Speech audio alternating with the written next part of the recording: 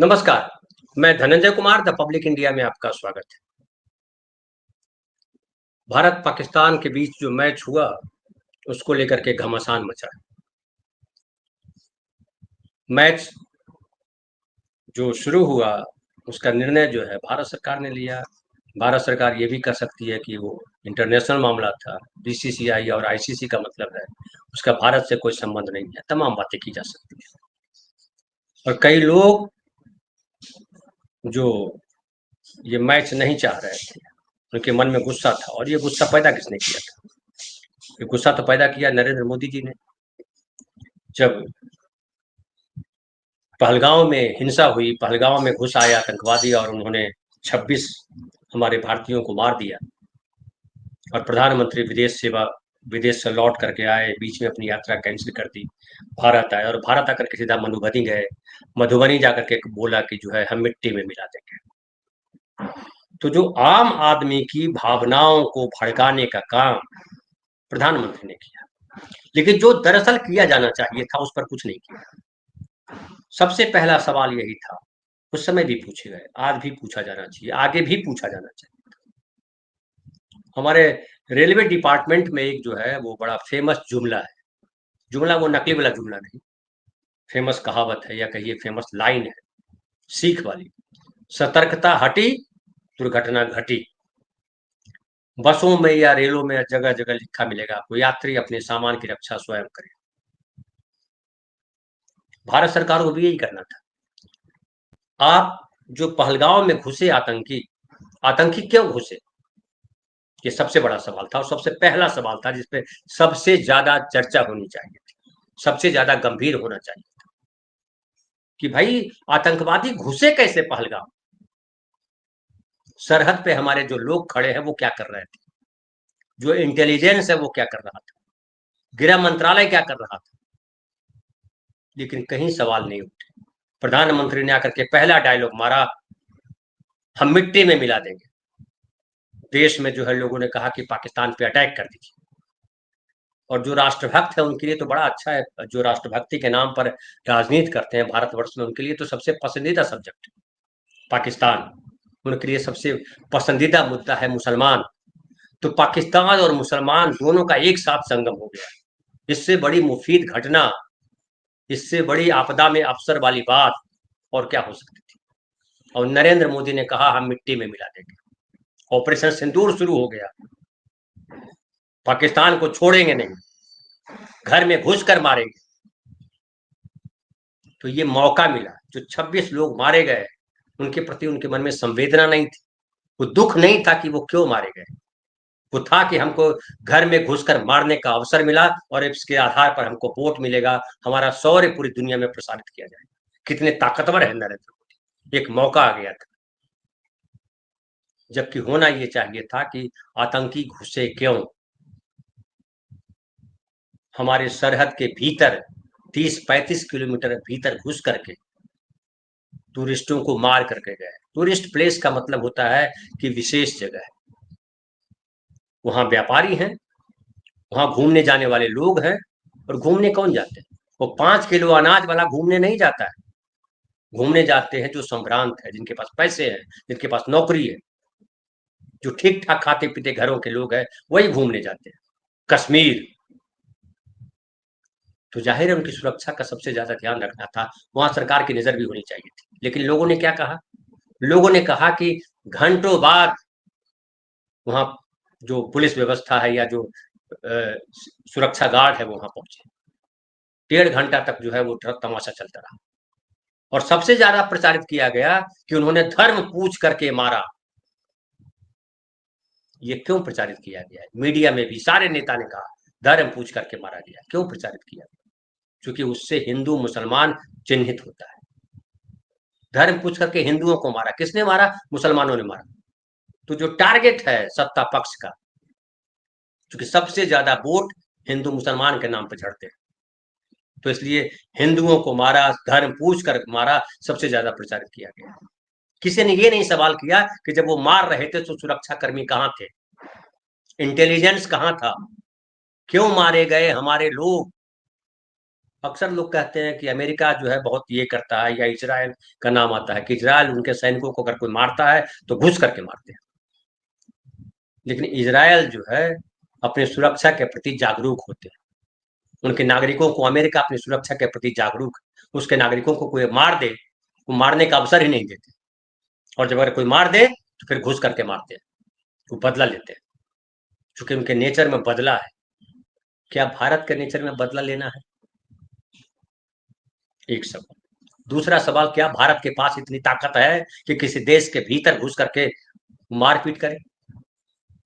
जो मारा, क्या कहा गया कि हमने उनको बता दिया था कि हम आपके आतंकी ठिकाने हैं उनको नष्ट कर रहे हैं, हम आपके सैनिक ठिकानों पे हमला नहीं करने वाले।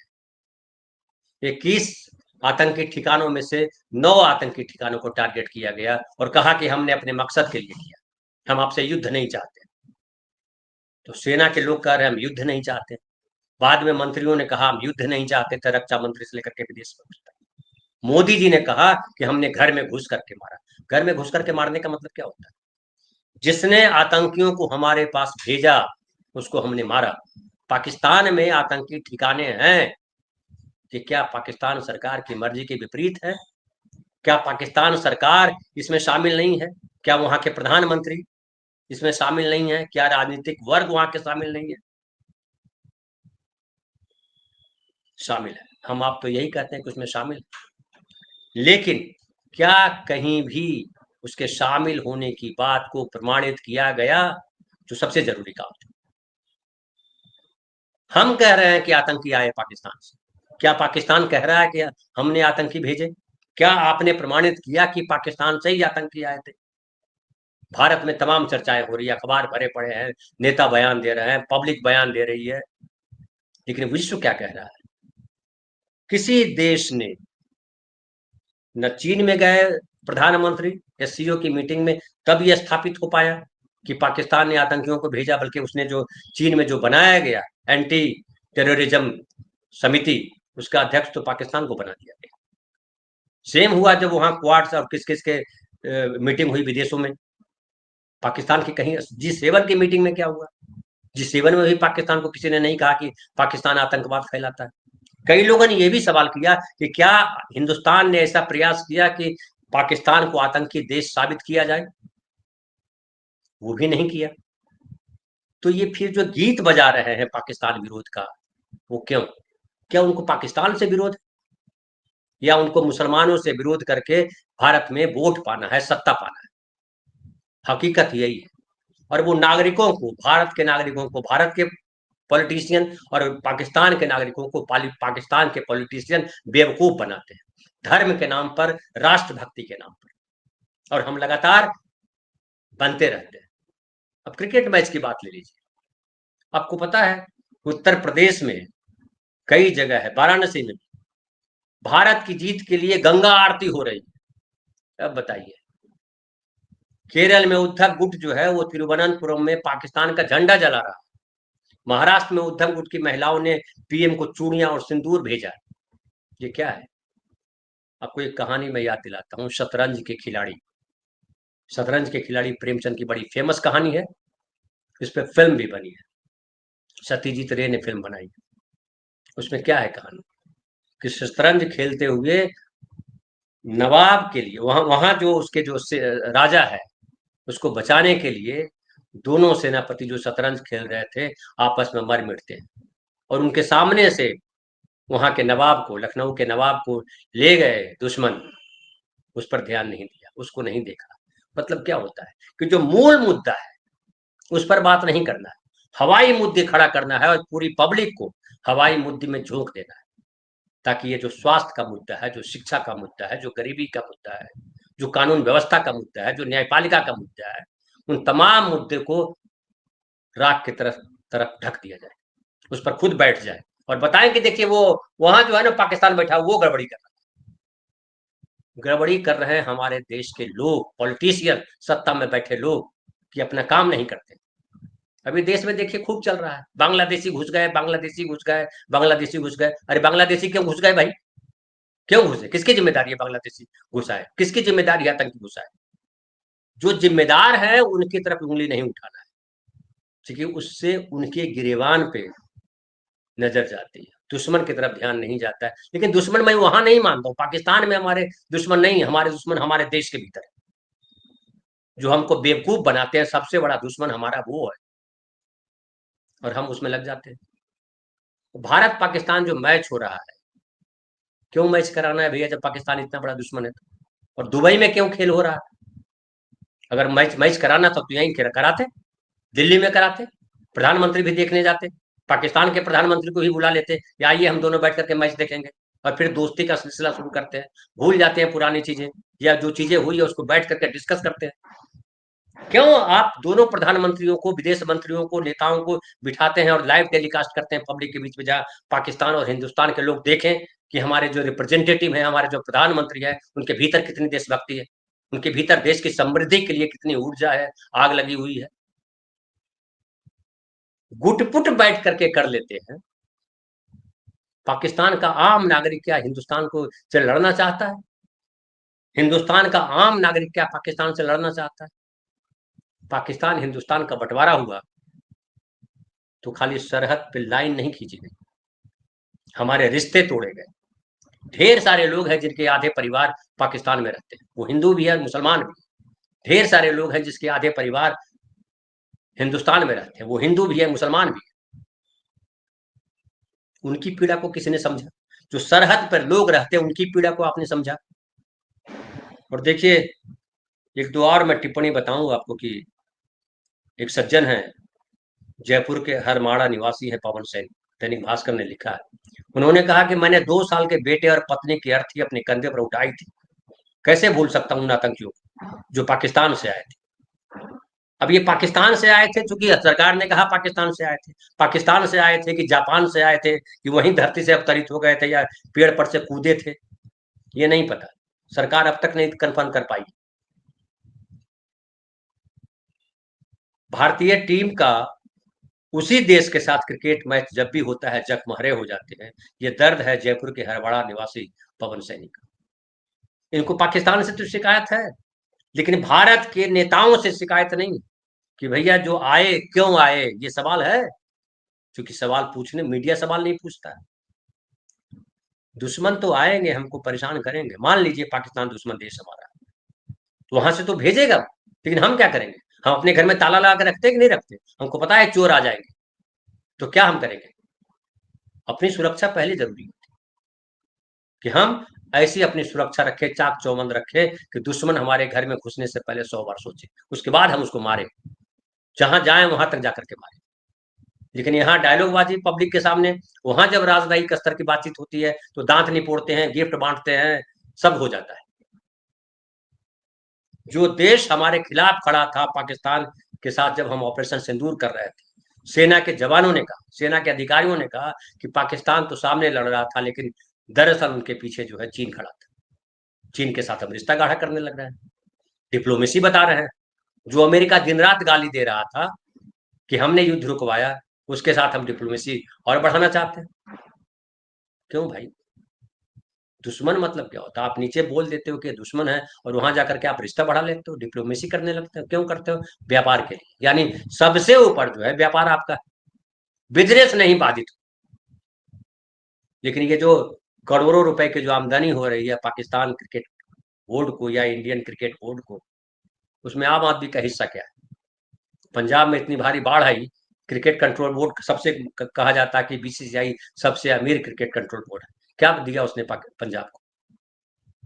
क्या सहायता राशि दी?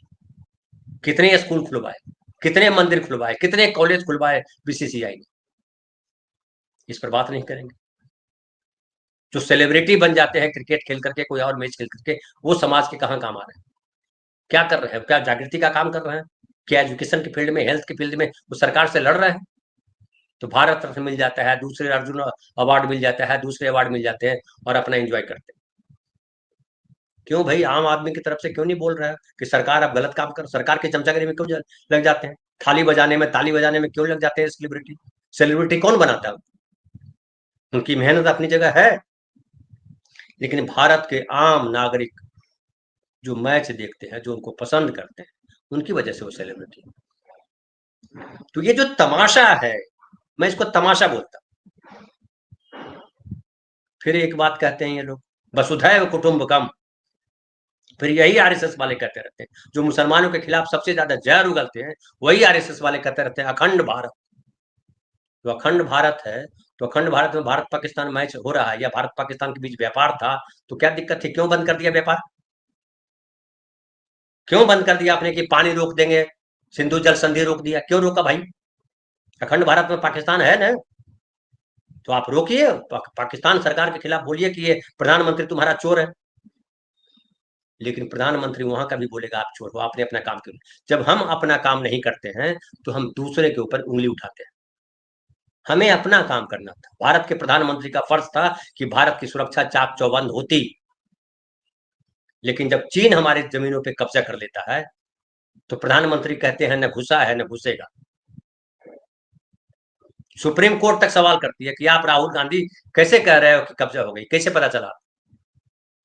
आप पूरा तंत्र को लगा देते हो विपक्ष के नेता के खिलाफ और झूठ बोलने में लग जाते हो सबके सब। एक काल्पनिक जो है दुश्मन खड़ा कर देते हो। दुश्मन आप मानते नहीं हो, क्योंकि गड़बड़ी आप में।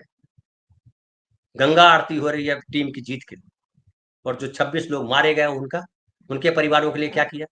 नरेंद्र मोदी को चाहिए था कि सारे परिवारों से, एक एक परिवार से जाकर के मिलते, उनके प्रति संवेदना जताते, उनके कैसे उनका परिवार पढ़ेगा, आगे बढ़ेगा, कौन कौन मारे गए, क्या परिवार को नुकसान हुआ, इस पर ध्यान दिया जाता।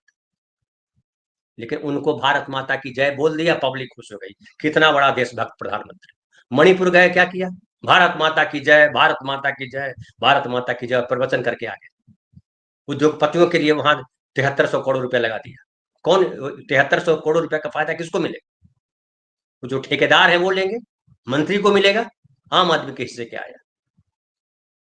जो 2.5 साल से हिंसा झेल रहे हैं, 250 से ज्यादा लोग मारे गए हैं, उनके परिवारों का क्या? जिनके परिवार में लोग मारे जाते हैं, कई कमाने वाले लोग होते हैं, उनका घर कैसे चलेगा? 5 किलो अनाज से चलेगा? वो अपने बच्चों को पढ़ाना चाहते थे, उनके पास सपना था, सपनों का क्या होगा? क्या प्रधानमंत्री का ये फर्ज नहीं बनता था कि उन सपना जो सपने जिन परिवारों के टूटे हैं, उनके प्रमुख की हत्या की वजह से, उन सपनों को वो संभालते कि कोई बात नहीं, हम देश के प्रधान हैं, हम जो है आपके सपनों को टूटने नहीं देंगे।